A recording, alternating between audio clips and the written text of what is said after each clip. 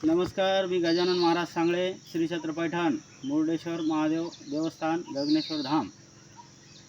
आज वृक्ष संवर्धन दिन आहे, त्या निमित्ताने सर्वांना हार्दिक शुभेच्छा। मी तुम्हाला असं सांगू इच्छितो की आपण आपल्या जीवनात सर्वच जण आज बघत आहोत की माणसाला किती समस्या आहे। उन्हाची समस्या आहे, पावसाची पाण्याची समस्या आहे आणि विविध आजाराची पण समस्या आहे। मानव हा सर्व बाजूंनी अगदी त्रस्त झालेला दिसतोय। सोयी सुविधा भरपूर झाल्या, पण मानवाच्या जीवनात सुख समाधान शांती थोडी दूर दूर चाललेली आहे। त्यासाठी आपण कितीही मोठा ताजमहल सारखा सिमेंटचा घर बांधलं आणि तिथं जर वृक्ष नसेल तर त्या घराला काही शोभा येत नाही। अगदी दारात तुळशीचं झाड जर असेल तर त्या घराला घर पण असतं, आनंद असतो, शांती असते। त्यामुळे आपणाला आम्ही सर्वांना विनंती करतो की आपल्या स्वतःसाठीच एक नाही पण आज 5 झाड लावायची गरज आहे। तर एक झाड लावून जमणार नाही, लोकसंख्या भरपूर वाढलेली आहे, त्यामुळे जास्त झाडाची गरज आहे। आणि झाड हे आपण एकदा लावलं तर ते पिढ्याने पिढे आपल्याला देतच राहतं, आनंद देतं, सावली देतं, शांती देतं, समाधान देतं।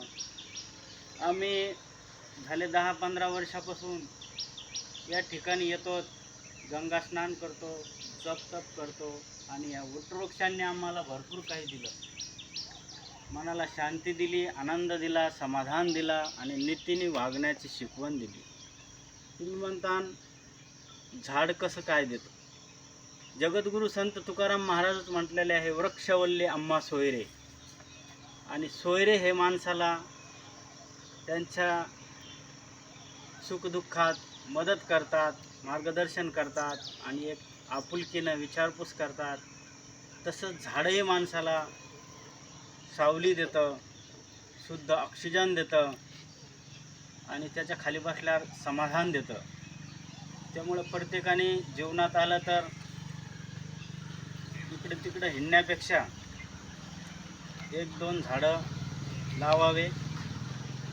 आणि कोणाला काशी मथुरा गया अशा तीर्थक्षेत्राला जर जाणं शक्य नसेल, जायलाच पाहिजे, पण जाणं जर शक्य नसेल तर त्याने त्याचा संकल्प करून त्या शुभतिथीला एक झाड कोणत्याही दिवशी लावा, एक झाड लावायचं आणि त्याचं संगोपन करायचं। झाड लावून चालत नाही, त्याला लहान लेकराला कसं आपल्याला 18 वर्षाचा होस्तर शिक्षण द्यावं लागतं, खाऊन पिऊन त्याची निगा राखावी लागते, तेव्हा तो पुढं सक्षम बनतो। तसं झाडालाही 7-8 वर्ष जपावं लागतं, तेव्हा ते झाडाच्या मुळ्या जमिनीत जातात, पाण्याच्या स्रोतापर्यंत त्या मुळ्या जातात आणि एकदा मुळी पाण्याच्या स्रोतापर्यंत गेली तर मग त्या झाडाला मरण नसतं। ऊन वारा पाऊस कशापासूनही त्याला स्वतःमध्येच शक्ती तयार होती, तो स्वतः सक्षम बनतो। त्यामुळे आपण एक झाड लावलं तर ते 7-8 वर्षे त्याला निगा राखायची जिम्मेदारी आपलीच आहे। आणि झाड जर लावणं होत नसेल तर तुम्ही जे आहेत झाडं ते तोडू नका। ह्या पृथ्वी मातेमध्ये, धरणी मातेमध्ये एवढी शक्ती आहे की ती तुम्हाला ऑटोमॅटिक झाडं देणार, पाणी देणार, सर्व काही देणार, पण आहे त्याला तुम्ही डिस्टर्ब करू नका। पशु पक्षी हे झाड लावायच्यामध्ये खूप मोलाचा वाटा आहे त्यांचा। ते बीज खातात आणि इकडून तिकडून बीज पुरून टाकतात जमिनीमध्ये, पाऊस पडल्यावर ते झाड ऑटोमॅटिक उगतं। आपण जर त्याला नाही तोडलं तर आपल्याला लावायचीही गरज नाही, खूप झाडे असेच उगत असतात निसर्गात। त्यामुळे मी एवढीच विनंती करेन की तुम्हाला जीवनात येऊन झाड लावाच, पण लावणं जर शक्य नसेल तर आहे ते तोडू नका। आणि तोडलं तर तुम्हाला पुढं परिणामाला खूप सामोरं जावं लागेल आणि नंतर पश्चाताप केल्याशिवाय काही हातात राहणार नाही। आता आहे त्या झाडाला जपा, लेकरासारखं सांभाळ करा आणि विशेष म्हणजे आहे त्या झाडाचा आनंद घ्या, त्याच्या खाली बसा।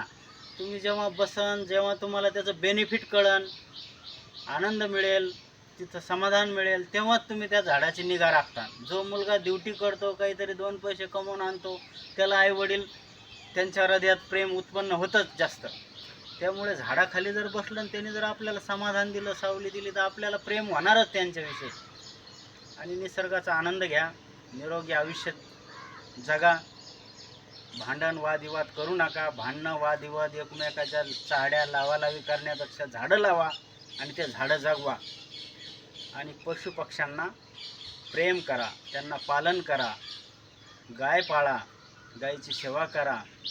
मी तर असे म्हणेन की जे माणूस एक गाय आणि एक झाड जगवेन, तर तो त्यांना जगवणार नाही, ते झाड आणि गाय त्याला जगवेल, निरोगी आयुष्य लाभेल त्याला आणि आनंदाने त्याचं हे जीवन जगेल. तो त्याला कुठलीही चिंता राहणार नाही, फिकीर राहणार नाही.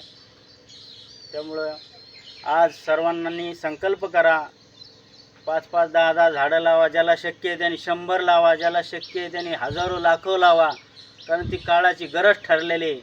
गोसेवा पण करा, झाडं लावा. आईवडिलालाही सांभाळा आपल्या, नुसते झाडच लवीत बसू नका. आईवडीलही वृक्षासारखाच आपला सांभाळ करतात, त्यांनाही सांभाळा. त्यांनाही बसण्यासाठी सावली पाहिजे. एका झाडाखाली एक बाज टाकून द्या. बंगला बांधल्यापेक्षा एका झाडाखाली एक बाज टाकून आईवडिलाला तिथं बसण्याची व्यवस्था केली तर खूप समाधान लाभेल त्यांना. एवढे बोलून मी माझे 2 शब्द संपवतो. आमच्या मुर्डेश्वर आयुर्वेद तर्फे सर्वांना हार्दिक हार्दिक शुभेच्छा. जय गुरुदेव,